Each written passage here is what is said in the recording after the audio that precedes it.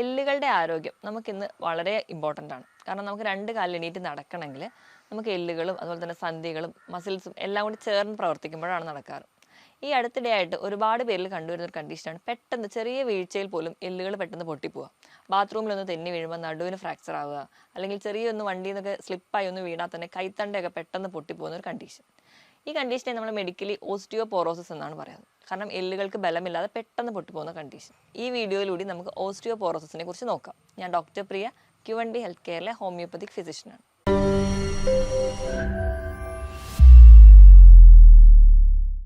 എന്താണ് osteoporosis? Osteoporosis എന്ന് പറഞ്ഞിട്ടുണ്ടെങ്കിൽ നമ്മുടെ സന്ധികളൊക്കെ ഉണ്ടാക്കിയിരിക്കുന്ന അല്ലെങ്കിൽ നമ്മുടെ എല്ലുകളൊക്കെ ഉണ്ടാക്കിയിരിക്കുന്ന കോശങ്ങൾക്ക് ഉണ്ടാവുന്ന വീക്ക്നസ്. കൂടുതലും ഈ ഒരു കോശങ്ങൾ എന്ന് പറഞ്ഞാൽ പ്രധാനമായിട്ടും കാൽസ്യം, ഫോസ്ഫറസ് പോലെയുള്ള ധാതുക്കൾ കൊണ്ടാണ് ഉണ്ടാക്കിയിരിക്കുന്നത്. അല്ലെങ്കിൽ അവരാണ് ഇവിടുത്തെ പ്രധാന ആൾക്കാർ. അപ്പം നമ്മുടെ പല കാരണം നമ്മുടെ ജീവിതശൈലിയിലുള്ള മാറ്റങ്ങൾ കൊണ്ടോ അല്ലെങ്കിൽ നമുക്ക് പല പോഷകക്കുറവ് കൊണ്ടോ പല കാരണങ്ങൾ കൊണ്ട് കൃത്യമായിട്ട് നമ്മുടെ ശരീരത്തിൽ കാൽസ്യം അല്ലെങ്കിൽ ഫോസ്ഫറസ് പോലെയുള്ള ധാതുക്കൾ എത്താതെ വരികയും അപ്പം അത് ദുർബലവരാവുകയും അത് പെട്ടെന്ന് പൊട്ടിപ്പോവുകയും ചെയ്യും. അപ്പം നോർമലി നമുക്കറിയാം, നമ്മൾ കഴിക്കുന്ന ഭക്ഷണത്തിൽ നിന്ന് പല രീതിയിൽ നമുക്ക് കാൽസ്യം കിട്ടുന്നുണ്ട്. പ്രധാനമായിട്ട് നമ്മൾ പാല്, മുട്ട ഇവയൊക്കെ കഴിക്കുമ്പോൾ നമ്മുടെ ശരീരത്തിൽ കാൽസ്യം കിട്ടും. അപ്പം നോർമലി ചെയ്യുന്നതെന്ന് വെച്ചിട്ടുണ്ടെങ്കിൽ നോർമലി നമ്മുടെ ബ്ലഡിൽ ഒരു മിനിമം കാൽസ്യം ലെവൽ വേണം. അത് മെയിൻറ്റെയിൻ ചെയ്യും.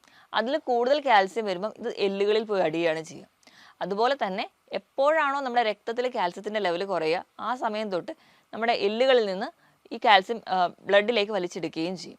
അപ്പോൾ നമുക്ക് ആവശ്യത്തിന് ബ്ലഡിൽ കാൽസ്യം വരാത്തത് വരുമ്പോഴാണ് കൂടുതലും എല്ലിൽ നിന്ന് വലിച്ചെടുക്കുകയും അത് വീണ്ടും എല്ല് വീക്കായിവാൻ കാരണമാവുകയും അങ്ങനെ എല്ല് ദുർബലരാവുകയും പെട്ടെന്ന് പൊട്ടിപ്പോവുകയും ചെയ്യും.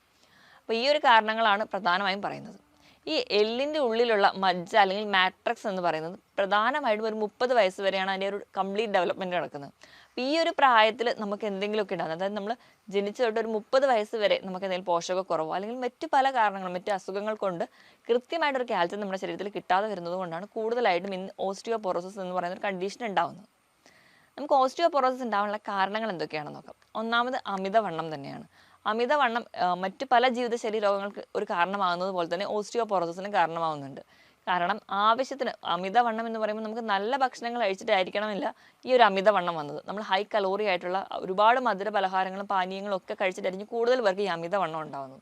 ഇങ്ങനെ അധികമായിട്ട് ഈ ഹൈ കലോറി ഫുഡായിട്ടുള്ള മധുര പലഹാരങ്ങൾ, പാനീയങ്ങൾ, കാർബണേറ്റഡ് ആയിട്ടുള്ള ഡ്രിങ്ക്സ്, കോഫി ഇതൊക്കെ കൂടുതൽ കഴിക്കുന്ന സമയത്ത് നമ്മൾ കഴിക്കുന്ന ഭക്ഷണത്തിൽ നിന്നുള്ള കാൽസ്യം കറക്റ്റായിട്ട് നമ്മുടെ ശരീരത്തിൽ എത്താതെ ഇരിക്കുകയും കാരണം ആ ഒരു കറക്റ്റായിട്ട് കാൽസ്യം അബ്സോർപ്ഷൻ നടക്കാതെ വരികയും ചെയ്യും. അപ്പോൾ ഇങ്ങനെ ഇത് ഒരു കാരണമായതുകൊണ്ട് തന്നെ വേണ്ട രീതിയിൽ കാൽസ്യം എത്തുന്നില്ല. പിന്നെ നമ്മുടെ ജീവിതശൈലി എന്ന് പറയുമ്പോൾ നമ്മൾ കൃത്യമായിട്ട് വ്യായാമമൊന്നുമില്ല. ഇപ്പം നമ്മുടെ ഒരു വീട്ടിലെ തന്നെ ഒരു റൂമിൻ്റെ വാതിൽ നല്ലപോലെ തുറക്കുന്നില്ല, അല്ലെങ്കിൽ എന്നും ഉപയോഗിക്കാതിരുന്ന് കഴിഞ്ഞാൽ കുറച്ച് കഴിയുമ്പോൾ തുറക്കുമ്പോൾ ഒരു സൗണ്ട് കേൾക്കും. ഇതുപോലെ തന്നെയാണ് നമ്മൾ പ്രത്യേകിച്ച് ജോലിയൊന്നും ചെയ്യുന്നില്ല, ആ ഒരു സെഡൻഡറി ലൈഫാണ് നമുക്കെങ്കിൽ നമ്മൾ പതുക്കെ നമ്മുടെ ജോയിൻസ് അല്ലെങ്കിൽ നമ്മുടെ ബോണൊക്കെ ചെറിയ ഒരു അനക്കങ്ങൾ പോലും അത് ഭയങ്കര ദുർബലരാവുകയും അത് പെട്ടെന്ന് പൊട്ടിപ്പോവുകയൊക്കെ ചെയ്യും. അപ്പോൾ കൃത്യമായിട്ടൊരു വ്യായാമം ഇല്ലാത്തത്, കൃത്യമായ ഒരു ഭക്ഷണ രീതി ഇല്ലാത്തത് കൊണ്ടൊക്കെ ഒരു കാരണമാണ്. ഇതോടൊപ്പം തന്നെ നമ്മൾ കഴിച്ച ഭക്ഷണത്തിൽ നിന്ന് കാൽസ്യം, ഇപ്പം നമ്മൾ ഒരുപാട് കാൽസ്യം അടങ്ങിയ ഭക്ഷണങ്ങൾ കഴിക്കുന്നുണ്ട്, പക്ഷേ എന്താ ഡോക്ടറെ എൻ്റെ എല്ലുകൾ ഇത്ര വീക്കാവുന്നതെന്ന് പലരും ചോദിക്കാറുണ്ട്. അപ്പോൾ ഈ കഴിക്കുന്ന ഭക്ഷണത്തിൽ കാൽസ്യം ഉണ്ടായതുകൊണ്ട് മാത്രമായില്ല. നമ്മൾ കഴിക്കുന്ന ഭക്ഷണത്തിൽ നിന്ന് കാൽസ്യം അബ്സോർബ് ചെയ്ത് അത് ശരീരത്തിന് വേണ്ട രീതിയിലാക്കാൻ വേണ്ടി വൈറ്റമിൻ ഡി വേണം. അപ്പോൾ പലരും ഇന്ന് പല കാരണങ്ങൾ കൊണ്ട് വെയിലത്തിറങ്ങാതെയും കൂടുതലും ഒരു വീടിൻ്റെ ഉള്ളിൽ ഇൻഡോർ ആയിട്ടാണ് നമ്മൾ കൂടുതൽ ആക്ടിവിറ്റീസ് ഏർപ്പെടാറ്. കുട്ടികളാണെങ്കിൽ പോലും ഫുള്ളി എൻഗേജ് ചെയ്യുന്ന ഇൻഡോർ ഗെയിംസിലോട്ടാണ്. നമ്മൾ പുറത്തൊന്നും വെയിൽ കൊള്ളാത്തതിൻ്റെ ഭാഗമായിട്ട് കൃത്യമായിട്ടൊരു കാൽസ്യം മെറ്റബോളിസം കിട്ടുന്നില്ല. അതുവഴി നമുക്ക് കാൽസ്യത്തിൻ്റെ ഡെഫിഷ്യൻസി ഉണ്ടാവാം. ഇതോടൊപ്പം തന്നെ നമ്മൾ പ്രായമാകുമ്പോൾ നമ്മുടെ ശരീരത്തിലെ എല്ലാ കോശങ്ങളും അതോടൊപ്പം തന്നെ പ്രായമായിക്കൊണ്ട് വരിക. അപ്പോൾ അവർക്കുണ്ടാകുന്ന നോർമൽ ആക്ടിവിറ്റീസ് അല്ലെങ്കിൽ നോർമലായിട്ട് ചെയ്യാൻ പറ്റുന്ന പല ഫംഗ്ഷൻസും കൃത്യമായി നടക്കാതെ വരികയും അതുവഴി നമുക്ക് ഈ ഓസ്റ്റിയോപോറോസിസ് ഉണ്ടാവാം. അതുപോലെ തന്നെ സ്ത്രീകളുടെ കേസ് എടുക്കുകയാണെങ്കിൽ ഞാൻ ആദ്യമേ പറഞ്ഞു, ആർത്തവ വിരാമത്തോടു കൂടിയാണ് കൂടുതലും സ്ത്രീകളിൽ ഓസ്റ്റിയോപോറോസിസ് കാണുന്നത്. കാരണം പീരീഡ്സ് നിൽക്കുന്നതോടെ നമ്മുടെ ശരീരത്തിൽ ഈസ്ട്രോജൻ എന്ന് പറയുന്ന ഒരു ഹോർമോണിൻ്റെ അഭാവം വരികയും അപ്പോൾ കറക്റ്റായിട്ട് നമ്മൾ കാൽസ്യം അടങ്ങിയ ഭക്ഷണം കഴിച്ചാൽ പോലും കറക്റ്റായിട്ട് ഒരു മെറ്റബോളിസം നടക്കാതെ വരികയും അതുവഴി അവർക്കൊരു കാൽസ്യം ഡെഫിഷ്യൻസി വരുന്നു. അത് നമുക്ക് ഓസ്റ്റിയോപോറോസിസിലോട്ട് പോകുന്നുണ്ട്. ചില അസുഖങ്ങൾ കാരണമാണ്, ഇപ്പോൾ ഹൈപ്പർ തൈറോയിഡിസം പോലെയുള്ള കണ്ടീഷൻസ് കൊണ്ട് വരാറുണ്ട്. അതല്ലാതെ തന്നെ ചില കിഡ്നി രോഗങ്ങൾ കൊണ്ട് കിഡ്നി രോഗങ്ങൾ ഉണ്ടാകുമ്പോൾ അവിടെ ഈ പറഞ്ഞ പോലെ ഒരു വൈറ്റമിൻ ഡിയുടെ ഒരു അഭാവം വരുന്നുണ്ട്. അതോടൊപ്പം തന്നെ കാൽസ്യം ഡെഫിഷ്യൻസി വന്നിട്ട് കിഡ്നി രോഗങ്ങളുള്ളവർക്കും ഈ ഒരു കാൽസ്യത്തിൻ്റെ അഭാവം വന്ന് ഓസ്റ്റിയോപോറോസിസ് കാണാറുണ്ട്. ഇതൊക്കെയാണ് പ്രധാനപ്പെട്ട കാര്യങ്ങൾ. ഇതല്ലാതെ തന്നെ മദ്യപാനം, പുകവലി പോലെയുള്ള ശീലങ്ങളുള്ളവരാണെങ്കിൽ ഈ ഒരു ശീലങ്ങളൊക്കെ ഉണ്ടെങ്കിൽ നമ്മുടെ ശരീരത്തിൽ എപ്പോഴും ഒരു ടോക്സിക് സബ്സ്റ്റൻസ് ആണ് ഉണ്ടാവുക. അവർ കൃത്യമായിട്ട് നമുക്ക് വേണ്ട വസ്തുക്കളൊന്നും അബ്സോർബ് ചെയ്യാൻ അനുവദിക്കാതെ വരികയും അതിൻ്റെ ഭാഗമായിട്ട് കാൽസ്യം ഡെഫിഷ്യൻസി വരാറുണ്ട്. ഇപ്പോൾ ഈ ഓസ്റ്റിയോപോറോസിസ് അല്ലെങ്കിൽ കാൽസ്യം ഡെഫിഷ്യൻസി പ്രധാനമായിട്ടും പ്രൈമറി ആയിട്ടും സെക്കൻഡറി ആയിട്ടും നമുക്ക് ഡിവൈഡ് ചെയ്ത് പറയാം. പ്രൈമറി എന്ന് പറഞ്ഞു കഴിഞ്ഞാൽ നമ്മുടേതായ ചില തെറ്റുകൾ കൊണ്ട് അല്ലെങ്കിൽ അങ്ങനെ ഒരു ബേസിക് കോസ്, ഇപ്പം അമിതവണ്ണമുള്ളവരാണെങ്കിൽ അല്ലെങ്കിൽ അവരുടെ ഫുഡ് ഹാബിറ്റുകൾ കൊണ്ടോ ഈ ഒരു കാരണങ്ങൾ കൊണ്ടാണ് അവർക്ക് കാൽസ്യം ഡെഫിഷ്യൻസി വരുന്നതെങ്കിൽ നമ്മൾ അതിനെ പ്രൈമറി എന്നാണ് പറയാറ്. അപ്പോൾ സെക്കൻഡറി എന്ന് പറഞ്ഞാൽ ചില കണ്ടീഷൻസും ഉണ്ട്. ചില ക്യാൻസർ രോഗങ്ങളോ അല്ലെങ്കിൽ കിഡ്നി ഡിസീസ്, കുഷൻസ് ഡിസീസ്, അങ്ങനെ പല കിഡ്നി രോഗങ്ങളുടെ ഭാഗമായിട്ട് അവർക്ക് കാൽസ്യം ഡെഫിഷ്യൻസി വരുന്നു. ചില മെഡിസിൻസ്, ഇപ്പോൾ കീമോതെറാപ്പി ഒക്കെ കഴിഞ്ഞ് ചില മെഡിസിൻസ് ഒക്കെ എടുക്കുന്നവർക്ക് അതിൻ്റെ ഭാഗമായിട്ട് വരികയാണെങ്കിൽ നമ്മൾ അതിന് സെക്കൻഡറി എന്നാണ് പറയാറ്. ഇങ്ങനെ പ്രധാനമായിട്ടും നമ്മൾ രണ്ടായിട്ട് ഡിവൈഡ് ചെയ്തിട്ടാണ് കൂടുതലും ഓസ്റ്റിയോപൊറോസിസിൽ ഉണ്ടാകുന്ന കാൽസ്യം ഡെഫിഷ്യൻസിനെ പറയാറ്. ഇനിയിപ്പം എന്തുകൊണ്ടാണ് അല്ലെങ്കിൽ ഈ കാരണങ്ങൾ കൊണ്ടൊക്കെയാണ് എന്ന് നമ്മൾ തിരിച്ചറിഞ്ഞു. എന്താണ് അവർ കാണിക്കുന്ന ലക്ഷണങ്ങളെന്ന് നോക്കാം. നമ്മുടെ ഇടയിൽ തന്നെ പലർക്കും ചിലപ്പോൾ കാൽസ്യം ഡെഫിഷ്യൻസി ഉണ്ടാവും, പക്ഷെ നമ്മളത് അറിയാറില്ല. ചിലപ്പോൾ നമ്മളൊന്ന് വീണ് കൈൻ്റെ എല്ലൊക്കെ പൊട്ടുക, അല്ലെങ്കിൽ ഇങ്ങനെ അത് 1-2-3 തവണ അത് റിപ്പീറ്റ് ആകുമ്പോഴായിരിക്കും നമ്മൾ ബ്ലഡ് കാൽസ്യം ലെവലൊക്കെ നോക്കുക, അല്ലെങ്കിൽ ബോണ്ട് ഡെൻസിറ്റി ഒക്കെ നമ്മൾ നോക്കാറ്. അപ്പം അതിന് മുൻപ് തന്നെ ചിലപ്പോൾ നമ്മുടെ ശരീരം തന്നെ ഒരുപാട് ലക്ഷണങ്ങൾ കാണിക്കാറുണ്ട്. ഇപ്പോൾ കാൽസ്യം ഡെഫിഷ്യൻസി ഉള്ള ഒരാൾക്കാണെങ്കിൽ അല്ലെങ്കിൽ ആ ബോണുകളൊക്കെ വീക്കായിട്ടുള്ള ഒരാളാണെങ്കിൽ അവർക്ക് പൊതുവേ എന്തെങ്കിലും വസ്തുക്കൾ എടുക്കണമെങ്കിൽ ആ ഒരു കൈക്ക് ബലമില്ലാത്ത പോലെ തോന്നാറുണ്ട്. ഭയങ്കര ഒരു ക്ഷീണം, മൊത്തത്തിൽ നമ്മുടെ ശരീരത്തിന് ഒരു ക്ഷീണം, ഒരു ഉന്മേഷക്കുറവ്, ഒരു ജോലിയിലൊന്നും ഏർപ്പെടാൻ താല്പര്യമില്ല, ഉറക്കത്തിന് പറ്റുന്നില്ല, പക്ഷേ ഭയങ്കര ക്ഷീണമായിരിക്കും. ഈ ഒരു ലക്ഷണങ്ങളൊക്കെ ആദ്യമേ കാണിക്കും. അതോടൊപ്പം തന്നെ അവരുടെ എല്ലുകളും പല്ലുകളും ഒക്കെ ഭയങ്കര വീക്കായിരിക്കും. എല്ല് പല്ലും നഖവും ഒക്കെ ഉണ്ടാക്കിയിരിക്കുന്നത് കാൽസ്യം കൊണ്ടാണ്. അപ്പം നഖത്തിലൊക്കെ നോക്കിയാൽ വിണ്ട് കീറൽ കാണാം, നഖം പെട്ടെന്ന് പൊട്ടിപ്പോകുന്നതായിട്ട് കാണാറുണ്ട്. കുട്ടികളുടെയൊക്കെ ഒരു കേസിലാണെങ്കിൽ ചിലപ്പം ആ ഒരു കൃത്യമായിട്ട് കാൽസ്യം അടങ്ങിയ ഭക്ഷണങ്ങൾ കഴിക്കാത്ത കുട്ടികളാണെങ്കിൽ അവർക്ക് ആ ഒരു വിളർച്ചയോടൊപ്പം തന്നെ അവർക്ക് നഖം പെട്ടെന്ന് പൊട്ടിപ്പോവുക, നഖത്തിൽ ഡിസ്കളറേഷൻ, നഖം വിണ്ട് കീറുക പോലെയുള്ള ലക്ഷണങ്ങൾ ആദ്യമേ കാണിക്കാറുണ്ട്. അതോടൊപ്പം തന്നെ മസിൽസിന് ഭയങ്കര പെയിൻ പറയാറുണ്ട്. സന്ധികൾക്ക് വേദന, ചിലപ്പോൾ പല സന്ധി വേദന അല്ലെങ്കിൽ ജോയിൻറ്റ് പെയിനും നമ്മൾ സന്ധിവാതമാണ് അല്ലെങ്കിൽ വാതരോഗങ്ങളാണ് എന്ന് വിചാരിച്ച് നോക്കുമ്പോൾ ചിലപ്പോൾ അവിടെ കാൽസ്യം ഡെഫിഷ്യൻസി ആയിരിക്കും. അപ്പോൾ നമ്മൾ കാൽസ്യം അടങ്ങിയ ഭക്ഷണം കൊടുക്കുകയോ അല്ലെങ്കിൽ കാൽസ്യം സപ്ലിമെൻറ്റ്സ് തന്നെ കഴിക്കുകയാണെങ്കിൽ ഒരു പരിധി വരെ കുറയ്ക്കാൻ പറ്റും. അപ്പം കൂടുതലും ഈ ഒരു ക്ഷീണം, കഴുത്തിനുണ്ടാവുന്ന വേദന, പിന്നെ ഈ എല്ലുകൾ പെട്ടെന്ന് പൊട്ടിപ്പോകുന്നതോടൊപ്പം എല്ലുകൾക്ക് പെട്ടെന്ന് തേയ്മാനം വരാറുണ്ട്. അപ്പോൾ തേയ്മാനം വരുമ്പോൾ നമ്മുടെ നടുവിൻ്റെ ഇടയിലുള്ള കശേരുകളുടെ ഇടയിൽ കാണുന്ന ഡിസ്കുകൾക്ക് തേയ്മാനം വരും. ഒരു 1/2 ഇഞ്ച് വരെ ആ ഒരു ഡിസ്കുകൾ തേഞ്ഞു പോകാമെന്നാണ് പറയുന്നത്. അതിൻ്റെ ഭാഗമായിട്ട് ചെറിയ രീതിയിലൊക്കെ നമുക്ക് പൊക്കക്കുറവ് കാണാറുണ്ട്. ഇതൊക്കെയാണ് പ്രധാനമായി കാണാറ്. കഴുത്ത് വേദന അല്ലെങ്കിൽ നടുവേദന, അതുപോലെ തന്നെ കാലിന് കഴപ്പ്, കാലിന് വേദന, മുട്ടുവേദന, ഇങ്ങനെ പല ജോയിൻറ്റ് പെയിൻ ആണ് കൂടുതലും ഈ ഒരു ആൾക്കാർ പറയാറ്. അപ്പം നമ്മളെപ്പോഴും അതൊരു എണ്ണയിട്ടോ അല്ലെങ്കിൽ തൈലമിട്ടൊക്കെ മാനേജ് ചെയ്യാൻ നോക്കും, അല്ലെങ്കിൽ ആ ഒരു ജോയിൻറ്റ് പെയിൻ എന്ന കാറ്റഗറിയിൽ മാത്രം കാണാറുണ്ട്. പക്ഷേ ഇവിടെ പ്രധാന കാരണം എന്ന് പറഞ്ഞാൽ കാൽസ്യം ഡെഫിഷ്യൻസി ആയിരിക്കും. അപ്പോൾ കാൽസ്യം കറക്റ്റ് ചെയ്ത് കഴിഞ്ഞാൽ ഒരു പരിധിവരെ നമുക്ക് ഈ കണ്ടീഷൻസ് കൺട്രോൾ ചെയ്യാൻ പറ്റും. ഈ ഓസ്റ്റിയോപോറോസിസ് എന്ന് പറയുന്ന കണ്ടീഷനും ഒരു പരിധി വരെ ജനറ്റിക് ആയിട്ടുള്ള റിലേഷൻ ഉണ്ട്.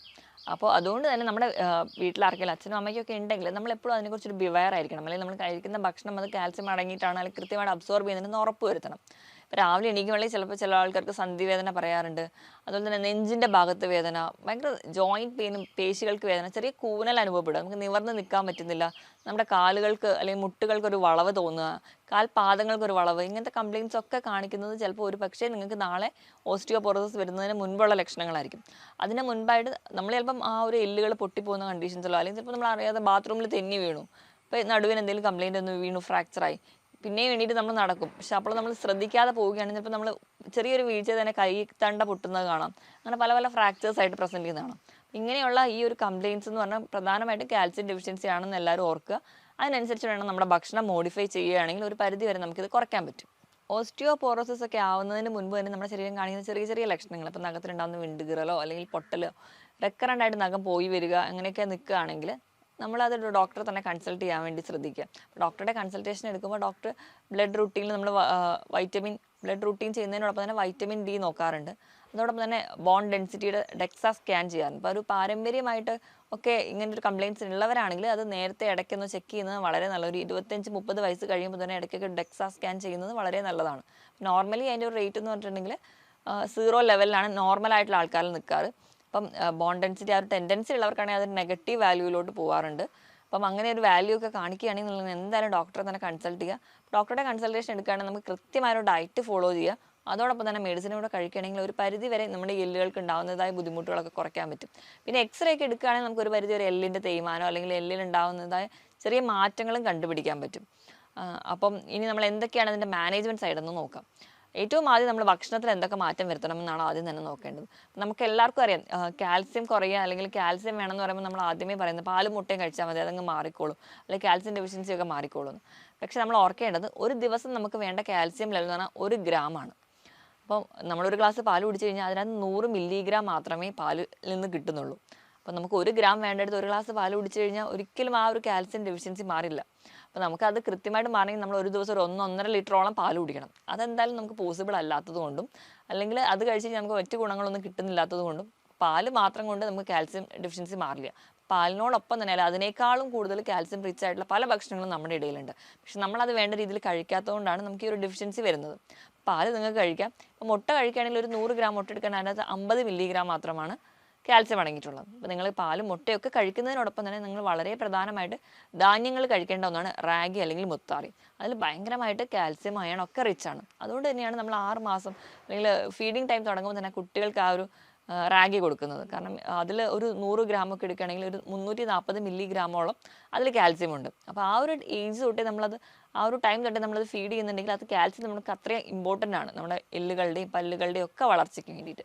അപ്പം ഇതോടൊപ്പം തന്നെ ഇലക്കറികൾ കഴിക്കുന്നത് വളരെ നല്ലതാണ്. ഇലക്കറികൾ എന്ന് പറയുമ്പോൾ നമുക്ക് മുരിങ്ങയില, ചീരയിലയിൽ തന്നെ പൊന്നാങ്കണ്ണി ചീര, അഗസ്ത്യ ചീര, സ്വർണ്ണച്ചീര, അങ്ങനെ പല ചീരകളും പല ഇലക്കകളും കിട്ടാറുണ്ട്. ഇവയെല്ലാം നിങ്ങൾ തോരൻ വെച്ച് കഴിക്കുക. മാറി മാറി നിങ്ങൾക്ക് അത് കഴിക്കുന്നത് നിങ്ങൾക്ക് നല്ല രീതിയിൽ കാൽസ്യം ലെവൽ കൂടാൻ വേണ്ടി സഹായിക്കും. നമ്മളെ വീട്ടിലുള്ള കറിവേപ്പില, നമ്മൾ കറികളൊക്കെ ആണെങ്കിലും അത് എടുത്ത് പുറത്ത് കളയുന്ന കറിവേപ്പില പോലും കാൽസ്യം റിച്ച്ഡ് ആണ്. അപ്പം നമ്മൾ കഴിക്കുന്നില്ല, കുട്ടികളത് കഴിക്കാൻ മടിയാണെങ്കിൽ നമ്മൾ കറികളൊക്കെ അത് അരച്ച് ചേർക്കുകയാണെങ്കിൽ ഒരു പരിധി വരെ നമുക്കത് ശരീരത്തിൽ എത്തുകയും നമ്മൾ വീട്ടിൽ അതുപോലെ തന്നെ മല്ലിയില ഇതിലൊക്കെ കാൽസ്യം റിച്ച്ഡ് ആണ്. അപ്പോൾ ഇതൊക്കെ കുറച്ച് അരച്ച് ചേർത്ത് കഴിക്കുകയാണെങ്കിൽ ഒരു പരിധി വരെ നമുക്ക് കാൽസ്യം ഡെഫിഷ്യൻസി കൺട്രോൾ ചെയ്യാൻ പറ്റും. ഇനി ഇതോടൊപ്പം തന്നെ ചെറിയ മത്സ്യങ്ങൾ, മത്തി അല്ലെങ്കിൽ നെത്തോലി പോലെയുള്ള ചെറിയ ചെറിയ മത്സ്യങ്ങൾ കഴിക്കണമെങ്കിൽ അതിൽ നിന്ന് കാൽസ്യം കിട്ടും. ഇപ്പം നട്ട്സിൻ്റെ കേസ് എടുക്കുകയാണെങ്കിൽ ബദാം, നിലക്കടല, വാൽനട്ട്, കശുവണ്ടി ഇതിലൊക്കെ കാൽസ്യം അടങ്ങിയിട്ടുണ്ട്. അപ്പോൾ ഇതിൽ നിന്നൊക്കെ നമുക്ക് കിട്ടാൻ ചാൻസ് ഉണ്ട്. അപ്പം പാലും മുട്ടയും മാത്രമായി കൺട്രോൾ ചെയ്യാതെ ഇവയെല്ലാം നിങ്ങൾ കഴിക്കാൻ വേണ്ടി ശ്രദ്ധിക്കണം. അതോടൊപ്പം തന്നെ ഫ്രൂട്ട്സിലും ധാരാളം കാൽസ്യം അടങ്ങിയ ഫ്രൂട്ട്സ് ഉണ്ട്. നമ്മുടെ നാട്ടിലെ കാണുന്ന മൾബറി, ഇതിലൊരു 39 മില്ലിഗ്രാമെങ്കിലും അതിൽ കാൽസ്യം അടങ്ങിയിട്ടുണ്ട്. ഇപ്പോൾ ഫ്രൂട്ട്സിൽ ഏറ്റവും കൂടുതലായിട്ട് പറയുന്നത് മൾബറിയിലാണ്. പേരയ്ക്ക, പപ്പായ ഇവയിലെല്ലാത്തിലും കാൽസ്യം അടങ്ങിയിട്ടുണ്ട്. ചെറിയ ശതമാനമാണെങ്കിലും നമ്മൾ കുറച്ച് കഴിക്കുകയാണെങ്കിൽ അതിൽ നമുക്ക് ശരീരത്തിൽ ഒരു പരിധി വരെ കാൽസ്യം കിട്ടുന്നുണ്ട്. അപ്പോൾ ഏറ്റവും നല്ലതായിട്ട് നമ്മൾ തിരഞ്ഞെടുത്ത് കൊടുക്കേണ്ടതെന്ന് വെച്ചിട്ടുണ്ടെങ്കിൽ കുട്ടികൾക്ക് എല്ലാവർക്കും ഒരു ചെറിയ പ്രായത്തിൽ തന്നെ റാഗി ശീലിപ്പിക്കാൻ നോക്കുക. അപ്പോൾ റാഗി കുറുക്കായിട്ട് കഴിക്കാൻ ബുദ്ധിമുട്ടുള്ള കുട്ടികളാണെങ്കിൽ നമുക്ക് പൊടിച്ചിട്ട് അത് ബാക്കി നമ്മൾ പുട്ടുണ്ടാക്കുന്നതിൻ്റെ കൂടെ ആഡ് ചെയ്ത് കൊടുക്കുക, അല്ലെങ്കിൽ ദോശ ഉണ്ടാക്കുമ്പോൾ ആ മാവിൻ്റെ കൂടെ റാഗിയുടെ പൊടി ആഡ് ചെയ്ത് കഴിക്കുക. അപ്പോൾ അങ്ങനെയൊക്കെ ചിലപ്പോൾ പല രീതിയിൽ റാഗി എത്തുകയും അപ്പോൾ നമുക്ക് അയണും അതോടൊപ്പം തന്നെ കാൽസ്യം ഡെഫിഷ്യൻസി ഒരു പരിധി വരെ നമുക്ക് കുറയ്ക്കാൻ പറ്റും. ഈ പറഞ്ഞ ഭക്ഷണത്തിനോടൊപ്പം തന്നെ നിങ്ങൾക്ക് മുതിര അതുപോലെ തന്നെ പാലിൻ്റെ ഉൽപ്പന്നങ്ങളായിട്ടുള്ള ചീസ്, തൈര് ഇവയൊക്കെ നിങ്ങൾക്ക് കാൽസ്യം റിച്ച് ആണ്. ഇതൊക്കെ നിങ്ങൾ സ്ഥിരമായിട്ട് കഴിക്കുകയാണെങ്കിൽ നമുക്ക് ഒരു ചെറുപ്പം മുതൽ ഇതൊക്കെ നമ്മൾ കൊടുക്കുകയാണെങ്കിൽ ഒരു 30 വയസ്സ് വരെയാണ് നമ്മുടെ എല്ല് ഒരു ബോണ്ട് മാട്രസ് ഫോം ചെയ്യുന്നത്. അപ്പോൾ ആ ഒരു ടൈമിൽ നിങ്ങൾക്ക് കൃത്യമായിട്ട് എത്തുകയാണെങ്കിൽ ഒരു പരിധി വരെ നിങ്ങൾക്ക് കാൽസ്യം ഡെഫിഷ്യൻസി കുറയ്ക്കാൻ പറ്റും. ഇനി ഇതോടൊപ്പം തന്നെ ചെറിയ മത്സ്യങ്ങൾ, നട്ട്സ് ഒക്കെ കഴിക്കുകയാണെങ്കിലും ഒരു പരിധി വരെ നിങ്ങൾക്ക് കാൽസ്യം ഡെഫിഷ്യൻസി കുറയ്ക്കാൻ പറ്റും. ഇനി നമ്മൾ കാൽസ്യം അടങ്ങിയ ഭക്ഷണം മാത്രം കഴിച്ചതുകൊണ്ട് കൃത്യമായിട്ട് ഇതിൻ്റെ ഒരു അബ്സോർഷൻ നടക്കണമെന്നില്ല. അതിനോടൊപ്പം തന്നെ നമുക്ക് വൈറ്റമിൻ ഡി വളരെ അത്യാവശ്യമാണ്. അപ്പം ഒരു ദിവസമെങ്കിലും നിങ്ങളൊരു 10 മിനിറ്റെങ്കിലും അതിന് വേണ്ടി ടൈം സ്പെൻഡ് ചെയ്യാം. ഒരു രാവിലെ 10 മണി തൊട്ട് ഒരു ഉച്ചയ്ക്ക് 1 മണി വരെയുള്ള വെയിൽ ഒരു 10 മിനിറ്റെങ്കിലും നമ്മുടെ സ്കിന്നിൽ വീഴത്തക്ക രീതിയിൽ തന്നെ നമ്മൾ കൊള്ളുകയാണെങ്കിൽ ഒരു പരിധി വരെ നമുക്ക് വൈറ്റമിൻ ഡിയുടെ ഡെഫിഷ്യൻസി കുറയാൻ പറ്റും. അതോടൊപ്പം തന്നെ നമ്മുടെ കാൽസ്യം മെറ്റബോളിസം കൃത്യമായിട്ട് നടക്കും. ഇതാണ് നമുക്ക് ബേസിക്കായിട്ട് നമ്മുടെ ലൈഫ് സ്റ്റൈലിൽ വരുത്തേണ്ട മാറ്റങ്ങൾ. ഇതോടൊപ്പം തന്നെ നമ്മൾ എക്സസൈസ് കൃത്യമായിട്ട് ചെയ്യണം. കാരണം നമ്മുടെ ജോയിൻറ്റ്സ് അല്ലെങ്കിൽ നമ്മുടെ എല്ലുകൾക്ക് ബലം വരണമെങ്കിൽ നമ്മൾ എന്തെങ്കിലും വ്യായാമം കൂടി ചെയ്താലേ കാര്യമുള്ളൂ. അപ്പോൾ നമുക്ക് സൈക്ലിങ്ങും സ്വിമ്മിങ് ആണ് ഏറ്റവും നല്ല എല്ലുകൾക്ക് ബലം കൊടുക്കാൻ പറ്റുന്ന എക്സസൈസ്. പിന്നെ നമുക്ക് അങ്ങനെ എന്തെങ്കിലും ഒരു ബുദ്ധിമുട്ടുകളുള്ളവരാണെങ്കിൽ നിങ്ങൾക്ക് ചെറിയ രീതിയിലൊക്കെ നിരപ്പായ സ്ഥലത്തോട്ട് നടക്കുക അല്ലെങ്കിൽ മറ്റ് എറോബിക് എക്സസൈസുകൾ ചെയ്യുകയാണെങ്കിൽ ഒരു പരിധി വരെ നമുക്ക് എല്ലുകളുടെ ബലം കൂട്ടാൻ പറ്റും. ഇനിയിപ്പോൾ സ്ത്രീകൾക്കാണ് ഇത് കംപ്ലൈൻറ്റ് കൂടുതലായിട്ട് വരുന്നത്, അതുപോലെ തന്നെ പീരീഡ്സിന് ശേഷമാണെന്ന് പറഞ്ഞല്ലോ.